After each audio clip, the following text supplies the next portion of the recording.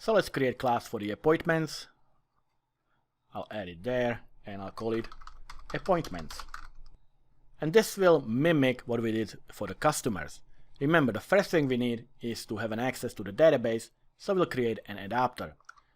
So we'll have a private, and it's going to be called adapter, and it's going to be a new instance of the appointments table adapter, and that comes from all our Repair Services dataset table adapters.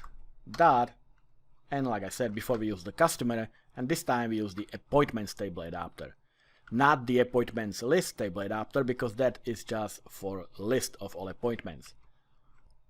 Next we have the shared property for the last error. So it's gonna be public shared, I'll call it last error, just like we did for the customer. And this one's gonna be a string.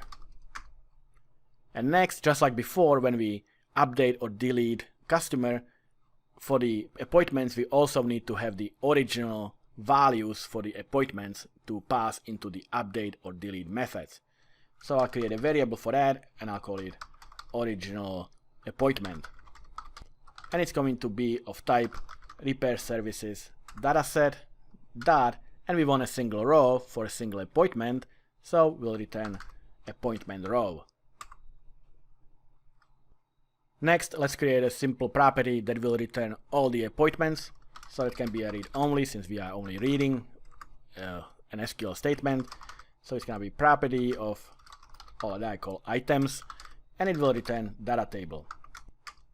Let's do the get, and here we will simply return everything that comes from the adapter. So adapter dot get data, and this is for our appointment. So this will perform the SQL statement on the appointments table.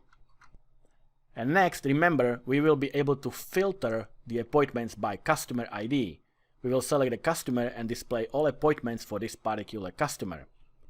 So let's create a function for that, and I'll call it get by customer ID. And here we of course need to pass in the customer ID. That's gonna be a short, and it will return a data table. It will return all the appointments for this particular customer. So here again we will use the adapter to get all the appointments first. So let's create a variable for that. I'll call it table, and it's going to be of type data table. And we'll go to our adapter and select everything from the appointments table using the get data. However, we don't want everything, we want only the appointments that belong to this customer. So we can go to our table and use a default view, and before, for the customer, remember we sorted it by the customer name. This time we don't want to sort it, we want to filter it by the customer ID. So what we're gonna use is the row filter. That's a property that gets or sets the expression used to filter which rows are viewed.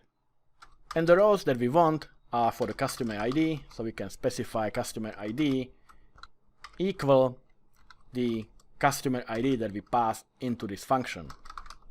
So only rows with this customer ID will be displayed. And at the end we'll of course return the result, which is the table.